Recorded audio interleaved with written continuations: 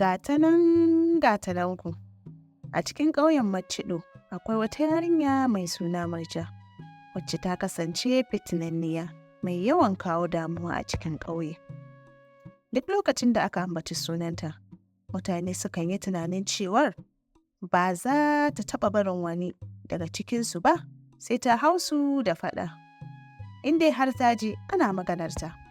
Murja tana daga cikin masu yawan faɗa da jayayya musamman ma da al'ummar gari. Kuma halayen da Murja take nunawa ba da gangan take yi ba. Ta kamu da halaye ne sakamakon tsinuwar wata tsohuwar garin. Labarin tsinuwar ta fara ne kamar haka. Wata rana yayin da Murja take dawowa daga rijiyar ɗiban ruwa, ta haɗu da wata tsohuwa wacce take jan gawayi mai nauyi a kan hanyar. Sai tsohuwar ta nemi taimakon Murja, amma ta ƙi amsa ta. Tana ɗaga murya, tana mai cewa tana cikin gaggawa domin tana jin tsoro daga hukuncin mahaifiyarta idan ta makara. Ashe tsohuwar mayya ce. Sai ita tsohuwar ta ji haushi abin da Murja ta yi mata. Sai ita tsohuwar ta ce mata, "Ke, na ce ki taimake ni, kin ƙi. To daga yau, in dai haushi da faɗa ne, duk wadda ya zo kusa da ke, za ki zama mafaɗaciya da al'umma wacce zai sa kowa ya tsine miki. Wannan ita ce tsinuwa a kanki." Murja ta yi watsi da tsohuwar ta tafi cikin sauri. Bayan wannan ranar, abubuwa suka fara canjawa a rayuwar Murja. Duk inda ta je, takan fuskanci abubuwa na bazata. Abubuwa da dama suka canja game da harkokin da Murja za ta gudanar. Misali, akwai lokacin da ta yi ƙoƙarin yin nazari ko kammala karatu.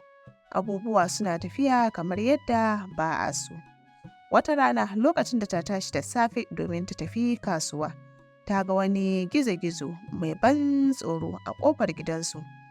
Ko da yake ta yi ƙoƙarin cire shi, sai gizo-gizon ya yi barazanar cewa idan ta ci gaba da watsi da al'amura da ke kewaye da ita, za ta shiga cikin bala'i mai girma.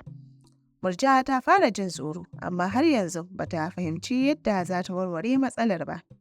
Ta ci gaba da rashin nutsuwa da damuwa a rayuwarta.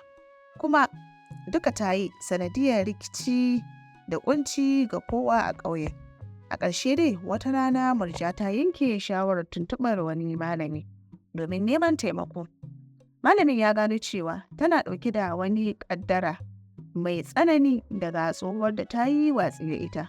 Ya shaida mata cewa za ta iya samun lafiya daga wannan tsinuwar idan ta samu damar tuba da kuma yi wa tsohuwar da ta yi wa laifi wani abin godiya.